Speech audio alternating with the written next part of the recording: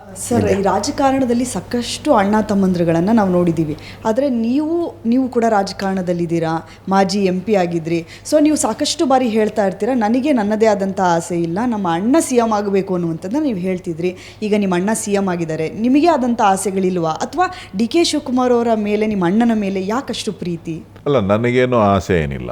ಯಾಕಂತಂದರೆ ಯಾರು ಕೂಡ ಹುಟ್ಟಿದಾಗ ಏನನ್ನೂ ಕೇಳ್ಕೊಂಡು ಬಂದಿರೋದಿಲ್ಲ. ಆದರೆ ಇವತ್ತು ನಾನು ನಮ್ಮ ಅಣ್ಣ ಒಂದು ಕುಟುಂಬದಲ್ಲಿದ್ದೇವೆ, ಒಂದು ಕುಟುಂಬದ ಸದಸ್ಯರುಗಳು ನಾವು. ಸೊ ನಮ್ಮ ಅಣ್ಣನಿಗೆ ಚಿಕ್ಕ ವಯಸ್ಸಿನಿಂದನೂ ಮುಖ್ಯಮಂತ್ರಿ ಆಗಬೇಕು ಅನ್ನೋ ಆಸೆಯನ್ನು ಇಟ್ಕೊಂಡು ರಾಜಕಾರಣವನ್ನು ಮಾಡ್ಕೊಂಡು ಬಂದಂಥವ್ರು. ನಾನು ಭಾಳ ಹತ್ತಿರದಿಂದ ಪ್ರತಿಯೊಂದು ಹಂತದಲ್ಲೂ ಕೂಡ ನೋಡಿದ್ದೇನೆ, ಏಳು ಬೀಳುಗಳನ್ನು ನೋಡಿದ್ದೇನೆ. ಸೊ ಅವ್ರ ಆಸೆ ಏನಿತ್ತು, ಆ ಆಸೆ ಈಡೇರಲಿ ಅಂತಕ್ಕಂಥದ್ದು. ನಾನೇನು ರಾಜಕಾರಣಿ ಆಗಬೇಕು ಅಂಥೇಳಿ ರಾಜಕೀಯಕ್ಕೆ ಬಂದಂಥವನಲ್ಲ. ನಾನು ಅನಿವಾರ್ಯ ಕಾರಣಗಳಿಂದ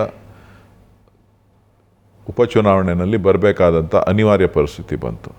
ಇವತ್ತು ಕೂಡ ನನಗೆ ರಾಜಕಾರಣದ ಮೇಲೆ ಆಸಕ್ತಿ ಇಲ್ಲ. ನಾನು ನಮ್ಮ ಅಣ್ಣನ ಕೆಲಸ ಕಾರ್ಯಗಳಲ್ಲಿ ಒಂದಷ್ಟು ಒಳ್ಳೆಯ ಕೆಲಸಗಳಿಗೆ, ಒಳ್ಳೆಯ ತೀರ್ಮಾನಗಳಿಗೆ ನಾನು ಜೊತೆ ಇರಬೇಕು ಅನ್ನೋದು ಬಿಟ್ಟರೆ ಬೇರೆ ಯಾವುದೇ ರಾಜಕಾರಣ ಆಗಲಿ, ಹಿಂಬಾಗ್ಲಿಂದ ಏನೇ ಕೆಲಸ ಮಾಡೋದಕ್ಕೂ ಕೂಡ ನನಗೆ ಆಸಕ್ತಿ ಇಲ್ಲ, ಅದರ ಅವಶ್ಯಕತೆಯೂ ಇಲ್ಲ. ಸೊ ಮನೇಲೊಬ್ಬರು ಇದ್ದಾರೆ, ಸಾಕು. ಎಲ್ಲರೂ ರಾಜಕೀಯ ಮಾಡಬೇಕು ಅನ್ನೋದೇನಿಲ್ಲ, ಎಲ್ಲರೂ ರಾಜಕಾರಣದಲ್ಲಿರಬೇಕು ಅಂತಲೂ ಏನಿಲ್ಲ.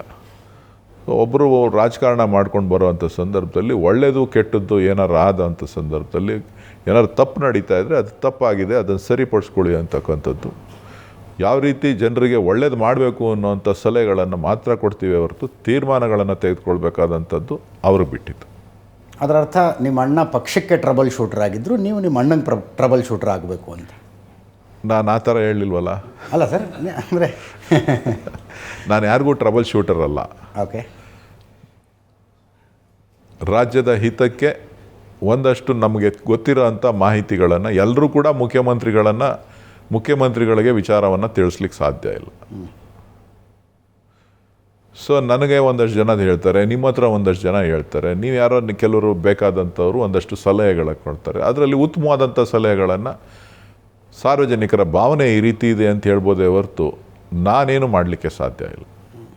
ಯಾವ ವಯಸ್ಸಿನಲ್ಲಿ DK ಶಿವಕುಮಾರ್ ಅವರು ನಿಮ್ಮ ಹತ್ರ ಮುಂದೊಂದು ದಿನ ನಾನು ಕರ್ನಾಟಕದ ಮುಖ್ಯಮಂತ್ರಿ ಆಗಬೇಕು ಅಂತ ಹೇಳ್ಕೊಂಡಿದ್ರು? ಅವ್ರು 22ನೇ ವಯಸ್ಸಲ್ಲೇ ನಾನು ಮುಂದಕ್ಕೆ ಲೀಡರ್ ಆಗಬೇಕು ಅಂತಿದ್ರು. MLA ಆದ ತಕ್ಷಣವೇ ಮುಖ್ಯಮಂತ್ರಿ ಆಯ್ತೀನಿ ಅಂತ ಹೇಳ್ತಾಯಿದ್ರು. ಆ ವಯಸ್ಸಿನಲ್ಲಿ 24-25ನೇ ವಯಸ್ಸಿನಲ್ಲೇ ನಾನು ಮುಖ್ಯಮಂತ್ರಿ ಆಯ್ತೀನಿ ಅಂತ ಹೇಳ್ತಾಯಿದ್ರು. ನಿಮಗೇನು ಅನ್ನಿಸ್ತಿತ್ತು ಅವಾಗ?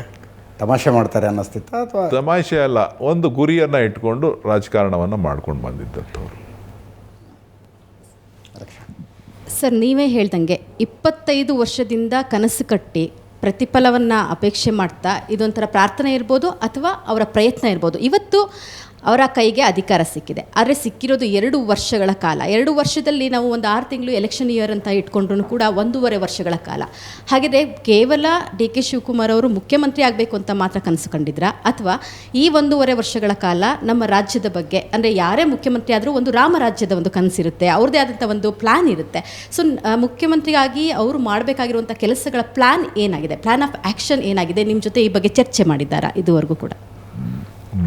ಅವರು ಮುಖ್ಯಮಂತ್ರಿ, ಈಗ ಪ್ಲ್ಯಾನ್ ಆಫ್ ಆ್ಯಕ್ಷನ್ ಏನು ಮಾಡ್ತೀನಿ ಅಂಥೇಳಿ ಅವ್ರು ಚರ್ಚೆ ಮಾಡೋದಕ್ಕೆ ನನ್ನ ಹತ್ರ ಸಾಧ್ಯ ಇದೆಯೋ ಇಲ್ಲೋ ಗೊತ್ತಿಲ್ಲ ನನಗೆ. ಆದರೆ ನನಗೆ ಒಂದು ಆಸೆ ಇದೆ, ಮುಖ್ಯಮಂತ್ರಿ ಆಗಬೇಕು ಅಂತ. ಆಗಿದ್ದಾರೆ.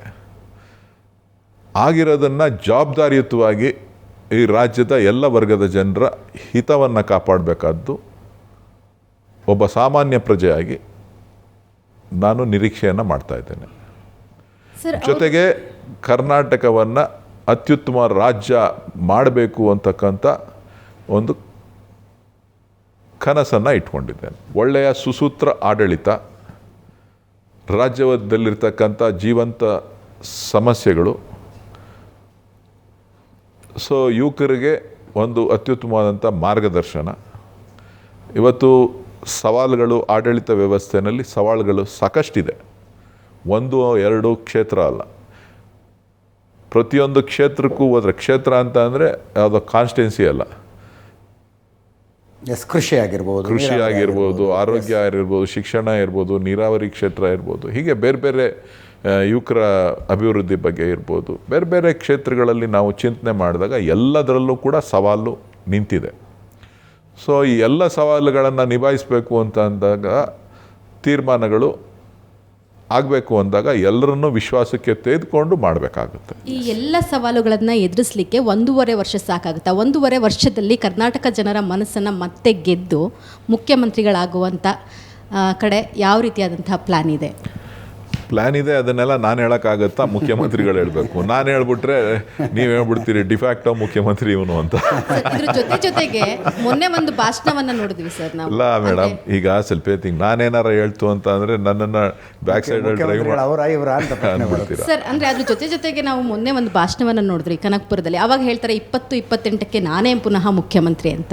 ಸೊ ನಾನೇ ಮುಖ್ಯಮಂತ್ರಿ ಅಂತ ಹೇಳಿಲ್ಲ, ನೀವು ಹೇಳ್ಬೇಡಿ. ನಾನೇ ಮುಖ್ಯಮಂತ್ರಿ 28ಕ್ಕೆ ಅಂತೇಳಿ 28ಕ್ಕೆ ನಮ್ಮ ಸರ್ಕಾರ ತರಬೇಕು ಅಂತ ಹೇಳಿದ್ರು. ಓಕೆ. ಸೊ ಸರ್ಕಾರ ತರೋ ನಿಟ್ಟಿನಲ್ಲಿ ರಾಜ್ಯದ ಒಂದು ಅಭಿವೃದ್ಧಿಯನ್ನು ಎಲ್ಲೋ ಒಂದು ಕಡೆ ಕಡೆಗಣಿಸ್ತಾರ ಅನ್ನುವಂತಹ ಒಂದಷ್ಟು ಅಭಿವೃದ್ಧಿ ಮಾಡಿದ ಸರ್ಕಾರ ಹೆಂಗ್ರಿ ಬರೋಕ್ಕಾಗತ್ತೆ?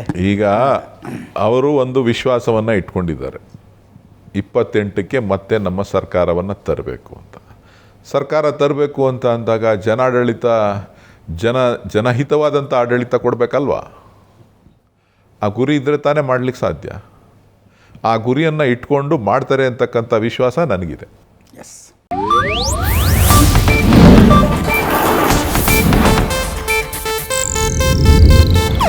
ಇದು ಏಷ್ಯಾನೆಟ್ ನ್ಯೂಸ್ ನೆಟ್ವರ್ಕ್ ಪ್ರಸ್ತುತಿ.